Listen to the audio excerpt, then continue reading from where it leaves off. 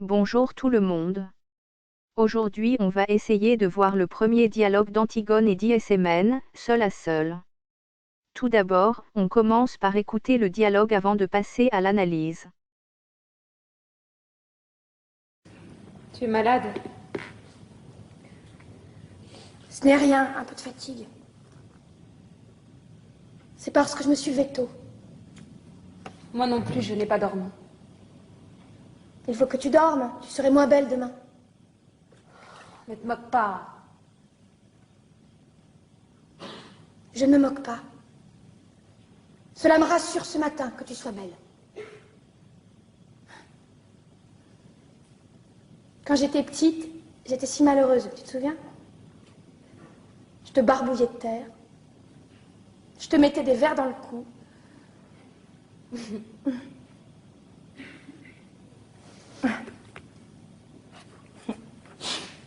Une fois, j'étais attachée à un arbre et je t'ai coupé tes cheveux. Tes beaux cheveux. Comme cela doit être facile de ne pas penser de bêtises, avec toutes ces belles mèches lisses et bien ordonnées autour de la tête. Pourquoi parlais-tu d'autre chose? Je ne parle pas d'autre chose. Tu sais, j'ai bien pensé, Antigone. Oui, J'ai bien pensé toute la nuit. Tu es folle. oui. Nous ne pouvons pas. Pourquoi? Il nous ferait mourir. Bien sûr. À chacun son rôle. Lui, il doit nous faire mourir. Et nous, nous devons aller enterrer notre frère. C'est comme cela que ça a été distribué. Qu'est-ce que tu veux que nous y fassions? Je ne veux pas mourir. Moi aussi. J'aurais bien voulu ne pas mourir. Écoute, J'ai bien réfléchi toute la nuit. je suis l'aînée, je réfléchis plus que toi. Il y a des fois, il ne faut pas trop réfléchir. Si, Antigone. D'abord, bien sûr, c'est horrible, et j'ai pitié, moi aussi, de mon frère. Mais je comprends un peu notre oncle. Moi, je ne veux pas comprendre un peu. Il est le roi, il faut qu'il donne l'exemple. Et moi, je ne suis pas le roi. Chut. Il ne faut pas que je donne l'exemple, moi. Elle fait ce qui lui passe par la tête, la petite Antigone. La sale bête, l'entêtée, la mauvaise. Et puis après, on la met dans un coin ou dans un trou, et c'est bien fait pour elle. Elle n'avait qu'à ne pas désobéir. Allez, allez. Tes sourcils joints, ton regard droit devant toi et te voilà lancée sans écouter personne.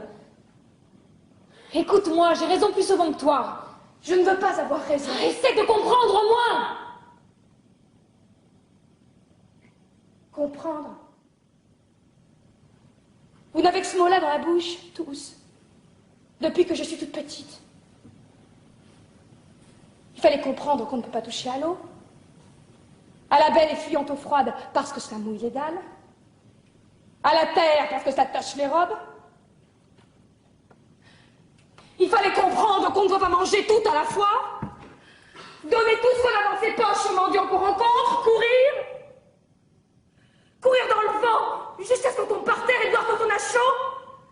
Et se baigner quand il est trop tôt ou trop tard. Et pas juste quand on en a envie. Comprendre. Toujours comprendre. Mais moi, je ne veux pas comprendre. Je comprendrai quand je serai vieille. Si je deviens vieille, pas maintenant. Il est plus fort que nous, Antigone. Il est le roi. Et ils pensent tous comme lui dans la ville. Ils sont des milliers et des milliers autour de nous. Grouillant dans toutes les rues de Thèbes. Je ne t'écoute pas. Ils nous hueront. Ils nous prendront avec leurs 1000 bras, leurs 1000 visages et leur unique regard. Ils nous cracheront à la figure. Et il faudra avancer dans leur haine, sur la charrette, avec leur odeur et leur rire, jusqu'au supplice. Et souffrir? Il faudra souffrir. Sentir que la douleur monte, qu'elle est arrivée au point où on ne peut plus la supporter, qu'il faudrait qu'elle s'arrête, mais qu'elle continue pourtant et monte encore, comme une voix aiguë. Oh, je ne peux pas. Je ne peux pas.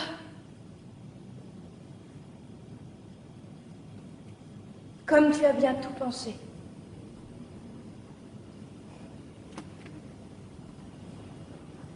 Toute la nuit. Pas toi? Si, bien sûr. Tu sais, moi, je ne suis pas très courageuse. Moi non plus. Mais qu'est-ce que cela fait? Tu n'as donc pas envie de vivre, toi? Pas envie de vivre.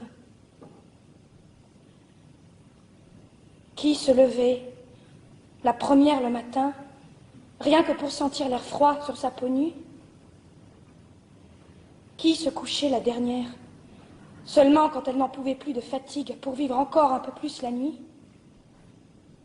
Qui pleurait déjà, toute petite, en pensant qu'il y avait tant de petites bêtes, tant de brins d'herbe dans le pré, et qu'on ne pouvait pas tous les prendre? Oh, ma petite sœur. Ah non, laisse-moi. Ne me caresse pas. Ne nous mettons pas à pleurnicher ensemble maintenant. Tu as bien réfléchi, tu dis. Tu penses que toute la ville hurlante contre toi, tu penses que la peur et la douleur de mourir, c'est assez. Oui, sers-toi de ces prétextes. Je t'en supplie, Antigone. C'est bon pour les hommes de croire aux idées et de mourir pour elles. Toi, tu es une fille. Une fille, oui. Et je sais pleurer d'être une fille. Ton bonheur est là, devant toi. Et tu n'as qu'à le prendre, tu es fiancée. Tu es jeune, tu es belle. Non, je ne suis pas belle. Pas belle comme nous, mais autrement. Tu sais bien que c'est sur toi que se retournent les petits voyous dans la rue. Que c'est toi que les petites filles regardent passer, soudain muettes, sans pouvoir te quitter des yeux jusqu'à ce que tu aies tourné le coin. Des voyous. Des petites filles. Et aimons, Antigone.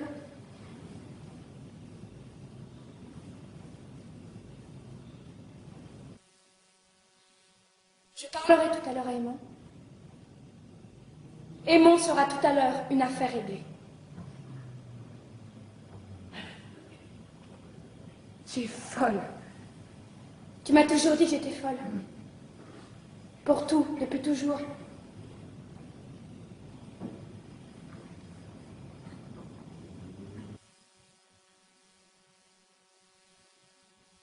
Va te recoucher, Isman.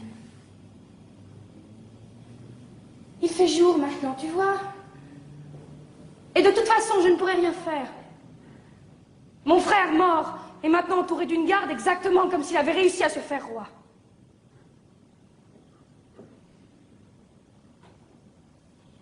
Va te recoucher. Tu es toute pâle de fatigue, et toi? Je n'ai pas envie de dormir. Mais je te promets que je ne bougerai pas d'ici avant ton réveil. Nourrice va m'apporter à manger. Va dormir encore. Le soleil se lève seulement. Tu as les yeux tout petits de sommeil. Va.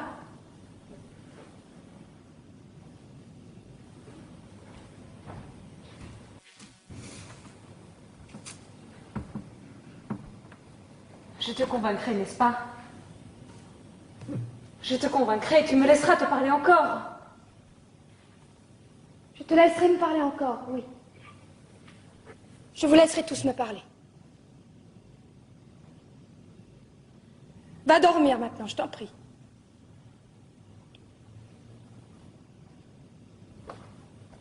Tu serai moins belle demain.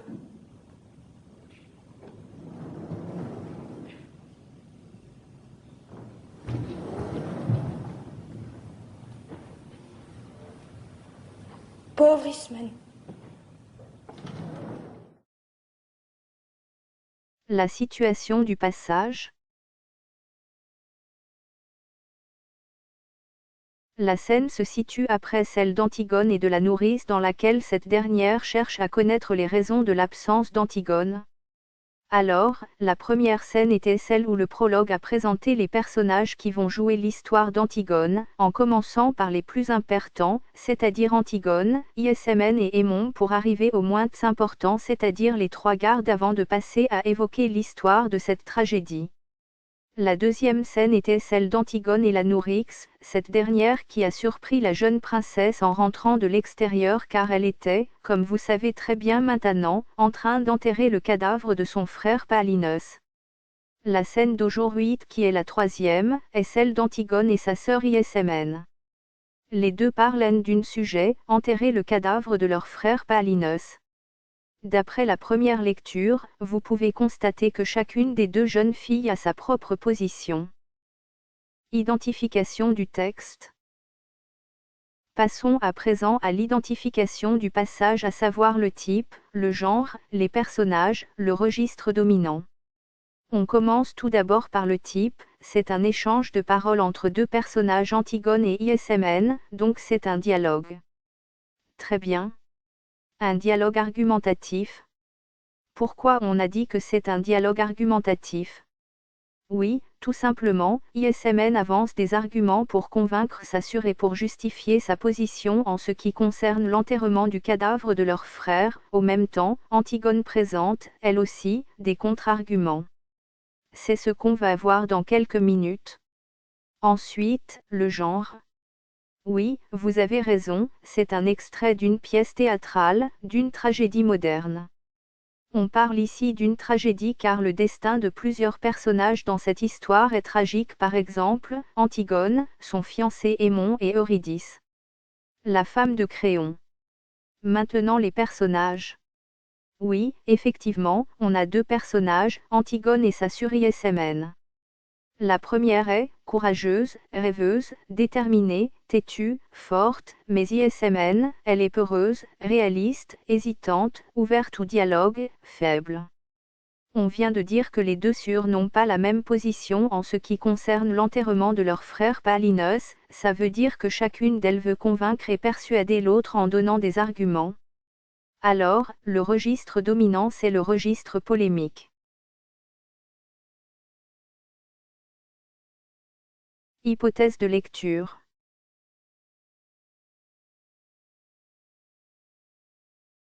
On vient de dire qu'Antigone et sa sœur Ismène parlent d'un sujet qui concerne leur frère Palinus.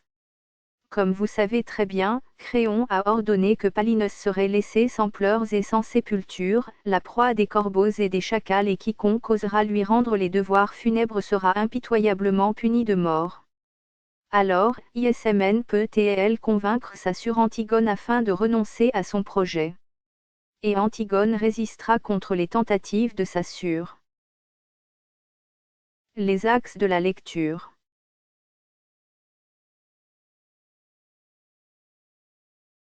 Les axes de la lecture, on va travailler deux axes. Le premier, la tentative d'Ismène face à l'entêtement d'Antigone.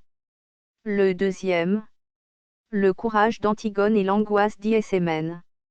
La tentative d'Ismène, c'est-à-dire que cette dernière a essayé maintes fois de convaincre sa sœur dans le but de laisser tomber ou de renoncer à son projet, et bien sûr le projet ici c'est enterrer le cadavre de Palinus. Face à la tentative d'Ismène, Antigone est un personnage têtu, un personnage qui est excessivement attaché à ses opinions et à ses idées. Dans le deuxième axe, on va faire une comparaison, le courage d'Antigone et l'angoisse d'Ismène. On commence d'abord par les arguments avancés par Ismène dans le but de convaincre sa sœur Antigone de renoncer à son projet qui est l'enterrement de leur frère Palinus. Le premier argument c'est la peur de la condamnation à mort. Cet argument montre clairement que cette jeune fille a peu, elle est peureuse et lâche, c'est-à-dire elle n'a pas du courage comme Antigone d'affronter une force qui la dépasse, celle du roi Créon, leur oncle qui a ordonné de ne pas enterrer le cadavre de Palinus, considéré comme un traître, et bien sûr quiconque osera lui rendre les devoirs funèbres sera impitoyablement puni de mort. On parle ici d'une condamnation à mort, de la peine à mort, ce qui la cause de la peur d'Ismène qui aime rire, bavarder avec tout le monde, danser et chanter pendant les soirs de bal. En un mot, Ismène aime la vie. Le roi est un personnage prêt à punir à mort, à exécuter même un membre de sa famille car il respecte la loi humaine, la loi faite par l'homme, une loi faite par lui-même. Donc, le pouvoir et la force du roi dépassent celle de tous ses sujets. Les gardes et tous les habitants de Thèbes pensent comme le roi Créon. Ils sont prêts à exécuter quiconque osera enterrer le cadavre de Palinus. Alors Ismn a bien réfléchi toute la nuit avant de prendre une décision car elle pense qu'elle est plus raisonnable que sa sœur Antigone. Ensuite, on va passer au contre-argument présenté par la courageuse Antigone. Elle considère que le fait d'enterrer le cadavre de son frère est un devoir car elle respecte la loi divine. Sans oublier de dire la réflexion est une perte du temps car dans ces circonstances, il ne faut pas passer beaucoup de temps à réfléchir. Même si son oncle a ordonné de ne pas enterrer Palinus, mais la jeune princesse ose le défier car elle a une grande volonté et un unique projet, enterrer son frère. C'est ce qui explique qu'elle refuse d'écouter les arguments de sa sœur Ismn, cette dernière qui pense être la plus raisonnable. En un mot, on peut dire qu'il s'agit d'un dialogue argumentatif entre les deux sœurs, Antigone et Ismn, à propos de l'enterrement de Palinus. On parle ici de dialogue car c'est un échange de paroles entre deux personnages. On peut dire aussi, c'est un échange d'arguments, c'est la raison pour laquelle on a dit que c'est un dialogue argumentatif. Face à l'entêtement d'Antigone, le stratagème d'Ismn a échoué. Et Antigone ose défier les ordres du roi, Créon avec beaucoup de courage.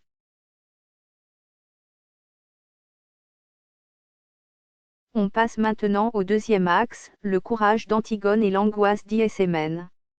En ce qui concerne le lexique du courage, Antigone en s'adressant à sa sœur Ismn, a employé des expressions et des phrases qui montrent comme quoi ce personnage est très courageux. On peut citer, par exemple, les phrases négatives « Je ne veux pas comprendre, elle n'avait qu'à ne pas désobéir, il ne faut pas que je donne l'exemple ». De plus, Antigone considère que l'enterrement de Palinus est un devoir, nous devons aller enterrer notre frère. Quant à Ismn, elle est lâche et peureuse devant la force de Créon et ses soldats ainsi les habitants de Thèbes. Elle a peur de la douleur, de la souffrance et de la mort. Dans ce dialogue argumentatif, la tentative d'Ismn, le modèle conformiste, a échoué à cause de l'entêtement de la jeune courageuse et anticonformiste Antigone. Synthèse. Ismn est faible, lâche et conformiste. Alors qu'Antigone est courageuse et anticonformiste. Je vous remercie pour votre attention. Bon courage. Et bonne chance.